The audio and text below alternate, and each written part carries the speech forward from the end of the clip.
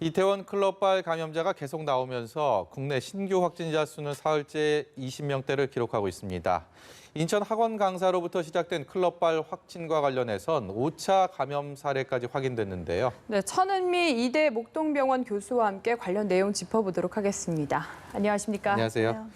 어제 하루 확진자 수가 25명입니다. 이게 사흘째 20명대를 유지하고 있는데 폭발적인 증가세라고 볼 수는 없지만 그래도 지역사회에 대해 이태원 클럽발 N차 감염은 계속 이어지고 있다. 이렇게 보는 것이 어떤가 이런 생각이 해봤거든요. 어떻습니까? 네. 일부 환자는 지금 아마 확진자들은 그 이태원발에 의한 N차 감염으로 생각이 듭니다. 네. 그런데 조금 더 걱정이 되는 거는 이태원에서 유입된 그런 환자뿐 아니라 지금 산발적으로 지역사회 감염이 나타나고 있습니다. 네. 원인을 모르게 나타나는데 이것은 아마도 우리가 좀 경각심을 가지고 증상이 있으면 검사를 하기 때문에 나온 것 같아요. 그전에는 우리가 조금 안정화됐다고 생각해서 증상이 약하게 감기 증상이 있어도 이제 지나가고, 왜냐하면 3명 중에 1명이 무증상 감염이고 예. 거의 80%가 증상이 아주 경미하게 나타난다고 되어 있는 게 이 코로나19의 특징이거든요. 네. 이번에 이제 이태원에서 이렇게 여러 명이 나오다 보니까 일부분 지역 전국적으로 조금씩 증상이 있으면 검사를 하다 보니까 대구, 그다음에 병원에서도 나오고 여러 지역에서 나오고 있는데 이 원인은 아무래도 해외 유입이 지금 계속되고 있고, 오늘도 보면 해외에서 들어온 분들이 있으세요. 8명이죠. 그렇죠. 검역에서 아무리 검사를 한다고 하더라도 증상이 나중에 나타나서 발현되는 분들이 상당수 있기 때문에 이러한 문제는 앞으로도 계속될 거라고 생각합니다. 그 이번에 5차 감염까지 나오지 않았습니까? 네. 이 부분에 대해서는 어느 정도나 저희가 걱정을 해야 하는지도 궁금하고요. 5차 이상의 6차, 7차 감염자까지도 충분히 나올 수 있다고 보시는지도 역시 궁금합니다. 네, 벌써 5차가 나온 거고요. 그러니까 N차가 계속 제가 별로 중요하지 않다고 말씀을 드리는 거는 이분들도 모르고 이미 감염이 된 상태에서 계속 감염이 되고 있고, N차 감염으로는 많이 감염되지는 않을 거예요. 네. 그렇지만 주변에 이미 모르고 감염된 분들을 통해서 더 많은 확진자가 나올 수 있고 6차, 7차까지는 앞으로도 가능성은 충분히 있죠. 왜냐하면 가족분들이 지금 거기 뷔페에 가셔서 모르고 감염된 분들이 동료분도 있으시고 가족도 있으시잖아요. 예. 그분을 통해서 최소한 1, 2차 감염이 더 반복이 되면 6차, 7차가 될 수 있다고 생각합니다. 저게 혹시 2차, 3차, 4차 이렇게 해서 차수가 늘어날수록 바이러스의 어떤 농도라고 하나요? 이게 좀 글쎄요, 옅어지지 않을까 이런 생각이 해봤는데 어떻습니까? 이게 그 상관이 없는 건가요? 네, 그런 연구는 없고요. 그것보다는 그분이 얼마나 면역이 좋으냐에 따라서 증상이 없이 지나가는 분이 있으실 거고, 연령이 높거나 아주 유아인 경우에는 증상이 나타날 수가 있다는 그 차이는 있습니다. 예, 알겠습니다. 이 감염 경로를 파악하는 것이 방역당국, 보건당국의 정말 중요한 이 업무지 않습니까? 네. 이게 어떻게 어떤 식으로 감염됐는지를 안다면 거기에 대해서 또 관리가 가능할 텐데 문제는 이렇게 감염 경로가 찾지 못한 확진자들이 계속 나오고 있다는 부분들, 여기에 대해서는 경각심을 가져야 되는 상황이 아닌가 싶은데요. 네, 그렇습니다. 지금 동전 코인 노래방을 자꾸 중점적으로 얘기를 하시는데 코인 노래방, 일반 노래방, 주점, PC방은 다 위험군이세요. 근데 그런 곳에 우리가 가지 말아야 되는데 가기 때문에 문제가 온 거고, 네. 그렇다면 우리가 할 수 있는 거는 최대한 다중시설 이용을 제한을 하고, 그리고 마스크 착용을 철저히 해야 되는데, 초반에도 이 뷔페 사진사분이 마스크를 썼고 다른 분도 마스크를 썼다고 했지만 식사를 하셨거든요. 예, 거기서 예. 감염이 된 거기 때문에 우리가 모임을 할 때 식사를 같이 하는 그런 여러 명의 모임은 지금 앞으로도 좀 자제가 필요하고, 유흥시설 필요하고, 마스크 착용은 꼭 하고, 그 세 가지는 꼭 지켜야 되는 수칙이고요. 네. 지역사회 감염은 코로나19가 백신으로 어떤 종식이 되지 않을 때까지는 계속 우리가 이러한 상태로 유지가 될 거라고 생각합니다. 그리고 대구, 경북 같은 경우에는 앞서서 한 차례 크게 홍역을 앓지 않았습니까? 그런데 지금 클럽 방문자 친구가 대구를 방문하면서 또 확진자가 나온 상황입니다. 그리고 이 손자의 할머니까지 감염이 되면서 좀 걱정이 되는 상황이고, 이 손자 같은 경우에는 대구 시내를 굉장히 여러 곳을 돌아다녔더라고요. 또 추가적으로 확진자를 저희가 걱정해봐야 되는 상황이겠죠. 그렇죠. 이 손자분도 젊으신 분이잖아요. 그러다 보니까 활동력이 많고 또 본인이 감염된 줄 모르고 뭐 노래방도 여러 번 가셨고 뭐 보드 카페, 식당, 또 만화 카페도 가보셨는지 모르지만 굉장히 많아요.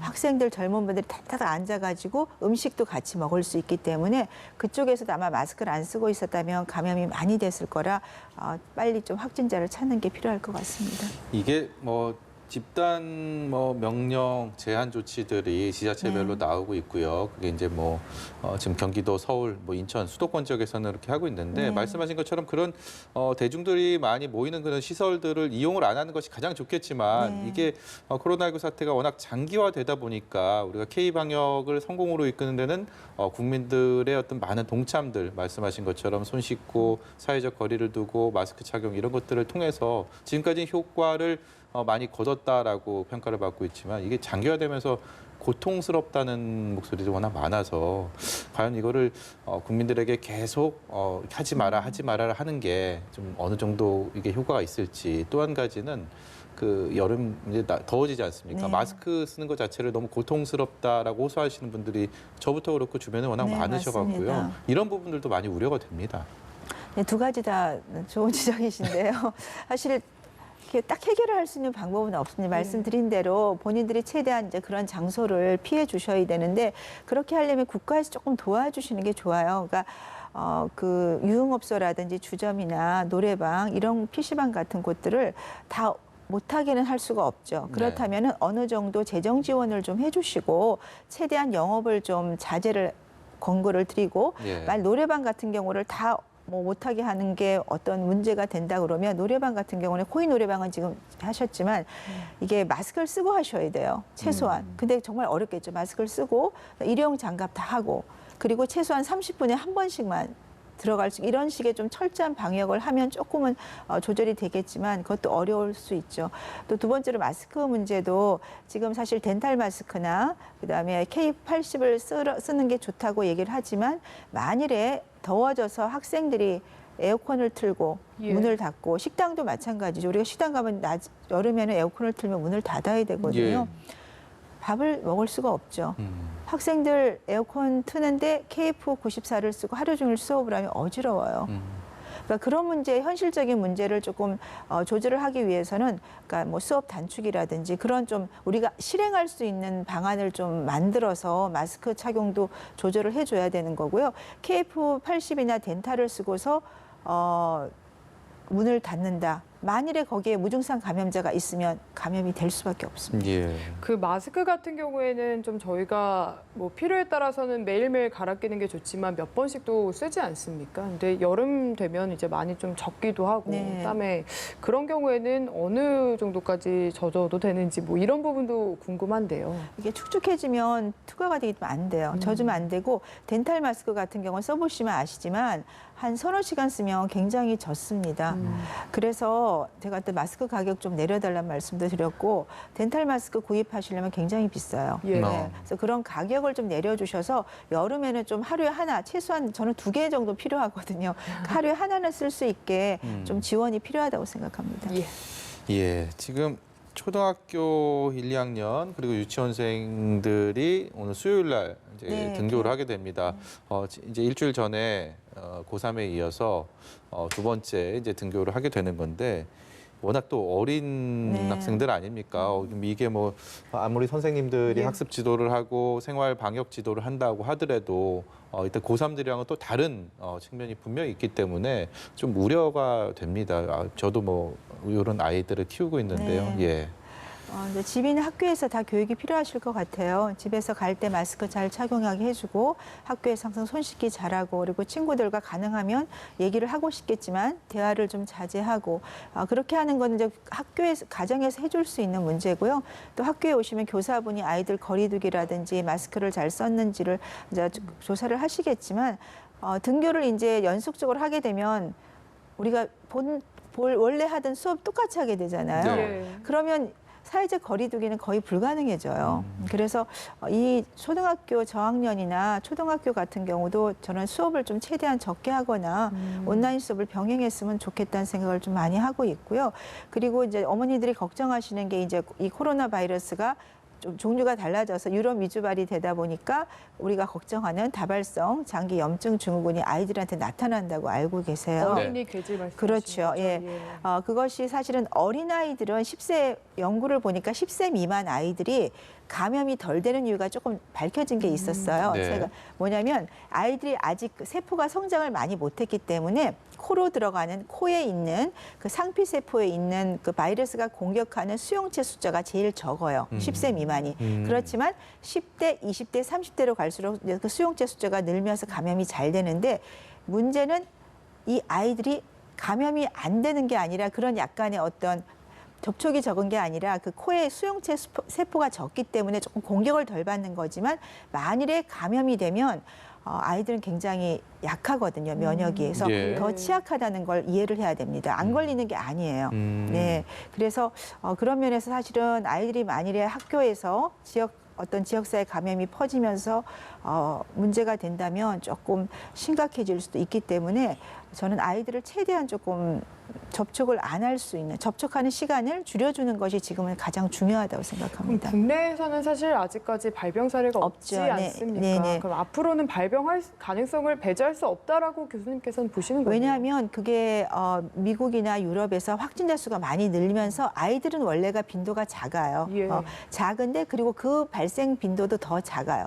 하지만 확진자 수가 갑자기 는다면은 개중에는 발생할 수 있다는 걸 걱정하는 겁니다. 예, 네. 알겠습니다. 저희 병원 내 감염 관련된 얘기 좀 해보겠습니다. 어제 이제 원광대 삼본병원이요. 네.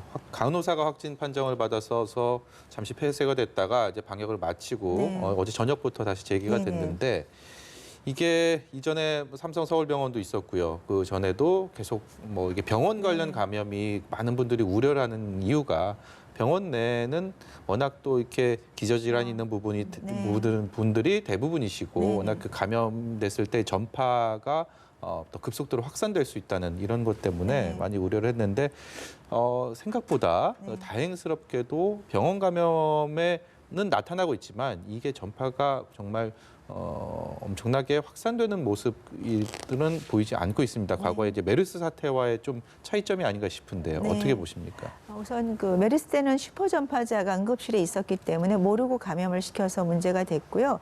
삼성병원 같은 경우도 이제 우리가 이 코로나19를 알게 되면서 다 마스크 착용을 했죠. 그래서 마스크 착용을 철저히 했고 이제 수술방에서 간호사분들이 몇 분 감염된 거는 이제 같이 생활을 하다 감염이 됐고 그분도 아마 외부에서 감염이 돼서 들어오신 분이어서 병원에서 더 이상 감염이 되지 않은 것 같습니다. 이 원광대 3본 이분은 봤더니 경로가 17일 날 새벽까지 네. 이제 거기서 조금 계셨고요. 거기서 감염이 됐는데 18일 날 이제 오전부터 오후까지 병원 근무를 하신 거예요. 그러니까 네. 만 하루가 안 되셨어요. 예. 병원 근무한 게. 그러다 보니까 병이 잠복기 상태였기 때문에 병원에 감염은 없던 걸로 생각이 들고요. 그리고 병원에서 근무하실 땐 대부분 마스크 착용을 잘 하시기 때문에 그러한 점도 아마 유효했던 것 같습니다.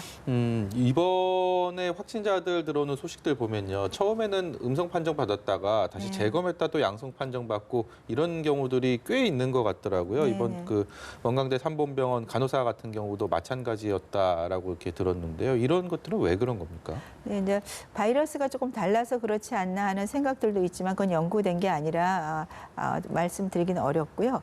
아마도 대부분 분들이 지금 젊은 분들이 많이 감염이 되고 있죠. 이번 이태원 발부터. 네. 그러다 보니까 초기에 이제 진단이 됐으면 바이러스 양이 작아서 안 나왔을 수도 있고요. 본인들의 면역이 좋기 때문에 예.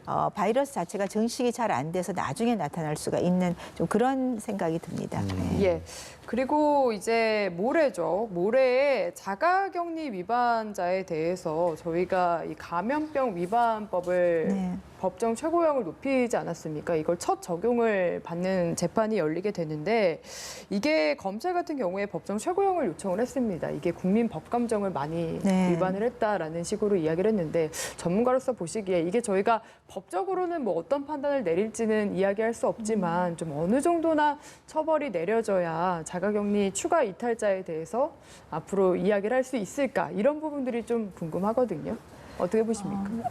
아무래도 이제 자가격리는 최소한의 의무인데 그거를 본인이 불편하다고 이탈을 하게 되면 그분으로 인해서 지역사회 감염이 되고 예. 많은 분들이 지금 생활을 너무나 힘들게 하고 있는데 거기에 대한 어떤 불안감, 배신감 예. 그런 걸 많이 느끼시기 때문에 아마 조금 더 그러니까 좀 제재가 네. 우리가 생각하는 것보다 조금 더 나올 수도 있지 않을까 생각이 듭니다. 교수님 이런 연구 결과도 나왔네요. 코로나19 바이러스가 큰 변이가 없어서 네. 이게 백신을 개발했을 때 혹시라도 문제가 생길 우려도 확실히 떨어진다라는 결과가 나와서요. 네네.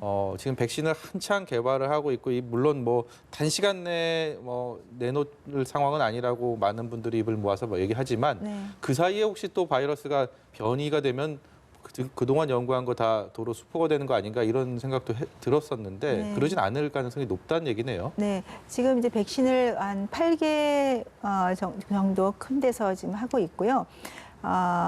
지금 나온 결과로는 큰 변이가 아니에요. 우리가 아까 말한 그 수용체 차단하는 단백질 자체가 변형이 된 게 아니어서 문제가 네. 안 되고 있고요.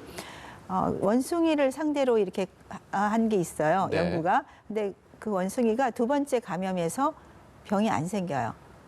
그건 사람에게도 거의 적용을 할 수가 예. 있거든요. 그러니까 한번 감염이 되면, 그러니까 백신으로 만일에 예방이 되면 다음에 감염이 안 된다는 걸 조금 예시를 해주는 거고 네. 지금까지 나온 결과들로 봐서는 네, 그렇게 백신에 문제가 되는 건 아니라는 건 확실한 것 같습니다. 네. 또 한 가지 제가 궁금한 게요. 네. 지금까지 저희는 지난 1월부터 해서 겨울에 방역을 거쳤고 네. 그다음에 봄에 방역을 겪지 않았습니까? 네. 이제 여름을 앞두고 있는 상황에서 지난 겨울과 봄과 또 다른 방역의 어떤 태도나 자세나 개인적으로 이렇게 준비해야 될 것이나 뭐 이런 것들이 혹시 있을까요? 좀 달라지는 것들. 우리가 이제 기본적인 방역 지침은 다 알고 있어요. 근데 그거는 시간이 지나면서 우리가 터득한 거고 좋은 거라고 생각합니다. 근데 조금 여름이 더 힘든 것 같아요. 우선 제일 힘든 건 마스크죠. 예. 예, 마스크를 안 쓸 수가 없는데 써야 되고 그리고 에어컨을 틀어야 되는데 안 틀 수는 없고 그것이 가장 우리가 좀 어려운 문제라고 생각이 들고요. 그래서 다중시설 이용을 제한하는 게 지금 가장 좋은 방법이고요. 여름이기 때문에 또 모임도 하고 싶겠지만 모임도 조금 자제하는 거. 그 두 가지만 조금 지켜주시면 아마 조금 희망적인 소식들이 많이 들려요. 전 세계가 백신을 개발하려고 총력을 기울이다 보니 연말이 되기 전에도 9월이나 10월에도 지금 백신을 잘하면 나올 수가 있습니다. 네. 그래서 그런 희망적인 우리가 얘기들을 조금씩 듣고 있기 때문에 한 몇 개월만, 한 3, 4개월만 조금 더 지금처럼 힘을 내서 방역을 하면 조만간 코로나19와의 싸움에서 이길 수도 있지 않을까 희망적인 생각도 가지고 있습니다. 이 여름이 특징으로 갖고 있는 온도와 습도가 바이러스에 주는 영향, 바이러스의 어떤 기승하는 데 있어서의 그런 영향은 별도로 연구된 건 없나요? 네, 지금 크게 연구가 된 건 없고요. 그렇지만 이제 중동 지역이나 그런 남미 지역을 보시게 되면 더위하고는 얘가 상관이 크게. 없다는 걸 알 수가 있기 때문에 여름이 되어도 이 바이러스가 크게 줄 것 같지는 않습니다. 예. 그 에어컨 얘기 나와서 뭔가 네. 에어컨이나 환풍기 쓰면은 바이러스가 더 잘 퍼지지 않을까 하는 이야기도 계속 나오는데 네. 여기에 대한 견해는 좀 어떠신지요? 네, 뭐 일부 연구들을 보면 이제 그 에어컨이 뜨거운 공기를 빨아들여서 차기에서 밖으로 내보내잖아요. 네. 네, 그 과정에서 이제 헤파 필터를 쓰면 바이러스를 잡을 수 있다. 네, 그런 얘기가 있지만 그것도 사실은 확실히 연구가 된 건 아니고요. 예. 두 번째, 바람 방향으로 얘가 나가기 때문에 그 방향에 있는 경우는 감염이 된다고 알려져 있어요. 예. 그래서 제가 좌석을 앉을 때는 지그재그로 앉는 게 좋다. 그리고 반드시 문을 좀 열어놔야지 그다음에 공기 중에 떠있던 바이러스가 밖으로 배출이 될 수가 있기 때문에 그리고 에어컨을 틀게 되면 우리가 공기 중에 얘가 일시적으로 떠 있는 작은 에어로졸이 공기를 타고 훨씬 오랫동안 돌아다닐 수가 있죠. 예. 네, 그런 위험을 꼭 인지를 해야 될 것 같습니다. 저희가 그 코로나19 사태가 확산되면서 하늘길이 많이 막혔었습니다. 네, 네, 국제선 맞습니다. 같은 경우는 거의 운항을 안 하다시피 했는데 이제 항공업계에서 다음 달부터 국제선 운항을 재개하는 그런 조짐들이 네. 있다고 해요. 그렇기 때문에 앞서서 교수님께서도 해외 유입 사례들에 대한 우려들 오늘도 8명 어제도 나왔는데 이게 지금까지는 좀 안정적으로 그래도 관리를 할 수 있는 여건이 됐었는데 국제선이 많이 열리게 되면 그런 부분들이 좀 아무래도 또 뭐 감염자 수가 확산되는 데 있어서의 큰 우려가 되지 않았나 뭐 이런 생각들도 듭니다. 네, 해외에서 이제 조금씩 입국 제한을 풀고 있는데요. 지금 아시지만 해외에서 유입하는 분들에 의해서 지금 지역사회 감염이 되고 있거든요. 그러면 우리가 해외에 나갔다 들어오시게 되면 또 2주간 자가격리랑 검사를 받으셔야 돼요. 받더라도 그 수는 훨씬 더 많이 퍼질 수가 있습니다. 지역사회. 그래서 해외 여행이 좀 풀리더라도 뭐 저는 개인적으로 여행은 조금 앞으로 아까 말씀드린 백신이 나오기 전까지는 조금 자제하는 것이 좋을 것 같습니다. 그 우리나라 같은 경우에도 5월 초에 그 황금 연휴 그때 참 연휴 기간 동안 어떻게 코로나가 확산할지 주목해야 한다라는 네. 이야기 많이 했는데 지금 미국 상황도 비슷한 것 같습니다. 메모리얼데이 연휴를 맞아서 봉쇄령이 풀리다 보니 어떤 식으로 이동이 일어날까 좀 관심이 집중되고 있는 것 같고 그래도 좀 고무적인 게 미국 뉴욕주의 사망자 수가 84명으로 줄어들면서 확산세는 진정되는 게 아니냐라는 뭔가 조심스러운 관측도 나오고 있는 상황이거든요. 어떻게 전망하시나요? 미국 상황을 보면 조금 줄고는 있어요. 그런데 사망자 수나 확진자 수가 우리가 기대하는 만큼 줄지 않고 그거는 예. 이제 봉쇄를 했기 때문이죠. 근데 네. 지금 경제를 다 풀고 있으면 거기에 계신 뭐 여러 의료진들 의견을 들어보면 굉장히 폭발적으로 늘어날 거라 그런 예. 얘기가 있습니다. 그거는 분명한 사실이라고 생각이 들고요. 예. 지금 아마 메모리얼 데이를 기준으로 해서 경제가 재개되면 지금의 상황보다 미국의 확진자 수나 사망자 수는 분명히 늘 걸로 다시 생각합니다. 폭발적으로 될 것이다. 네, 예. 유럽 쪽 같은 경우도 봉쇄를 많이 해제를 네. 하고 있고요. 그러니까 전 세계적으로 코로나19에 대한 어떤 폭발적인 확산세가 좀 줄고 있다, 좀 완화되고 있다 이렇게 학계에서는 평가를 하시나요? 어떻습니까? 아마 우리나라랑 비슷한 상황이라고 생각합니다. 경제를 우선 생각하지 않고 먼저 봉쇄를 했는데 경제가 너무 어렵다 보니까 이제 사회적 거리두기를 하니까 확진자 수는 당연히 줄죠. 네. 그래서 서서히 경제 완화 때문에 봉쇄를 완화하고 있는데 분명히 확진자 수는 분명히 늘 수밖에 없어요. 전 세계 다시 조금 늘 확률이 있고 그래서 지금 백신을 최대한 빨리 개발하는 것만이 전 세계 경제를 좀 살릴 수 있는 길이라고 생각하고 있는 것 같은데 특히나 이제 봉쇄 완화를 하는 지역들이 보면 이제 관광 위주로 많이 하는 이탈리아라든지. 네, 그쪽들은 이제 너무나 어려운 여러 가지 경제 문제 때문에 완화를 하고 있지만 여러 가지로 저는 걱정이 많이 됩니다. 분명히 확진자 수는 또 늘 수밖에 없어서요. 예, 저희 그 코로나19가 당초의 초창기만 해도 60, 70대 이상의 좀 기저질환을 갖고 있는 분들이 많이 감염이 됐고 실제로 그리고 사망자도 거기서 많이 나왔습니다. 근데 네. 어느 정도 요즘 추세를 보면 젊은 층으로 코로나19의 감염자 수가 많이 늘어나는 모습들 그런 소식들을 많이 듣고 있거든요. 이런 추세의 변화들은 사실 뭘 의미한다고 봐야 됩니까? 초반에는 이제 요양원이나 그런 쪽을 통해서 기저질환자분들이 감염이 그러니까 단체로 되신 거죠. 우리 교회를 통해 단체로 되면서 사망자가 많이 늘었는데 보시면 사망자가 많이 늘지 않는 이유는 젊은 분들이 많이 감염이 된 건 사실이에요. 네. 그러다 보니 젊은 분들은 면역 체계가 좋으니까 이 바이러스와 싸워서 이기는 거죠. 그래서 증상이 약하게 나타나고 입원율이 낮고요.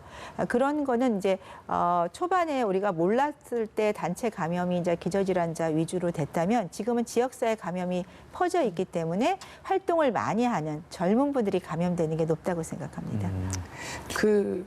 지금 이제 계속해서 어떤 뭐 코인 노래방이라든지 뭐 학원이라든지 이런 식으로 뭔가 어떤 지역을 중심으로 어떤 공간을 중심으로 전파가 되다 보니까 정부에서 고위험 지역으로 분류를 한 게 있지 않습니까? 네. 6가지 기준으로. 근데 거기에 지금 보면은 학원과 교회는 포함이 되지 않고 중위험으로 분류가 됐습니다. 이 부분에 대해서는 약간의 걱정 어린 시선도 있는 것 같은데 뭔가 부족한 점은 없다고 보시는지도 좀 전문가로서의 견해가 궁금합니다. 초반에 교회를 통해서 감염이 많이 되면서 방역을 했는데요. 교회는 이제 우리가 방역을 제대로 하면 조금 지킬 수가 있어요. 그러니까 마스크 착용하고 찬송가 하지 말고 그다음에 개인 손위생 잘하고 거리두기를 하게 되면 교회는 대부분 그래도 공간이 좀 넓은 공간도 있고 마스크를 쓰고 있기 때문에 괜찮죠. 그렇지만 학원 같은 경우도 우리가 마스크 쓰고 공부만 하는 공간이고 두세 시간 짧게 있기 때문에 학교보다는 조금 덜해요. 예. 그런데 뭐 노래방이라든지 이런 PC방 같은 공간은 우리가 마스크를 벗고 있거나 노래하거나 말을 하면서 감염이 많이 되기 때문에 조금 다른 거라고 생각하고요. 교회는 지금처럼만 철저하게 방역을 해주신다면은 크게 문제는 없을 것 같습니다. 마지막으로요. 저희 네.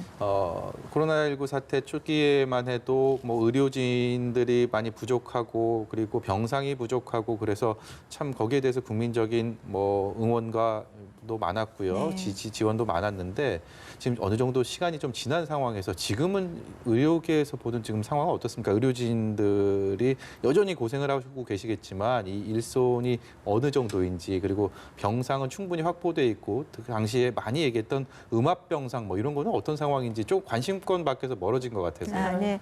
초반에는 갑자기 대구에서 폭발적으로 확진자 수가 늘면서 갑자기 그쪽에 병상이 부족했고 중환자들은 사실은 옮기는 게 위험하기 때문에 또 그런 문제도 있었습니다. 지금은 확진자 수가 줄고 또한 그 중환자 수가 확실하게 줄었기 때문에 일반적인 병상이라든지 음압병실은 지금 문제는 없는 것 같아요. 그래서 뭐 정부에서 방역 체계 내에서 관리가 가능하다는 게 그런 의미를 말을 하는 거고 하지만 의료진들은 여전히 저렇게 방호복을 입고 검사를 하고 있고 또 뭐 호흡기 안심병원이라든지 그런 계속 검사를 하고 있거든요. 예. 또 환자들도 보시면 병원에 올 때 굉장히 불편하게 들어오세요. 확진 타고 쓰고 들어오시고 발열 체크하고 이것이 언제 끝날지가 참 우리 환자분들도 조금 감기 증상만 있어도 코로나19 검사를 하고 예. 진료를 보셔야 돼요.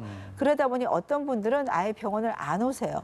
병이 커져서 오시는 분도 간혹 계셔서 그런 문제도 있어서 빨리 이 사태가 해결이 돼야지만 저 의료진들도 좋고 일반인들도 좋으실 것 같습니다. 그러니까 더워진다고 저희가 뭐 마스크 쓰는 거를 뭐 불평불만할 게 아니고 지금 말씀 중에도 이 더위에 더 더워질 텐데 방호복 입고 치료하시는 의료진들 네. 생각하면서 참아야 될 것 같습니다. 예, 오늘 말씀 여기까지 듣도록 하겠습니다. 지금까지 이대 목동병원 천은미 교수였습니다. 고맙습니다. 감사합니다.